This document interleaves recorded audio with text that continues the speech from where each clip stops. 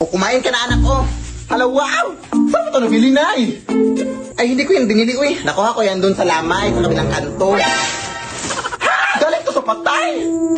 Alam mo na ang bawal yun Baka masundan pa tayo ng patay. Hindi tayo masusundan ng patay Hindi naman alam ng patay kung saan tayo nakatira. Hindi ko na nang binigay yung address. Sige na.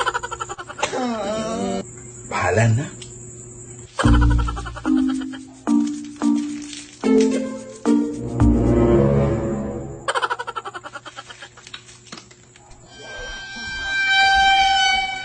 Sino yan? Ay, pranaw! Ano naman to?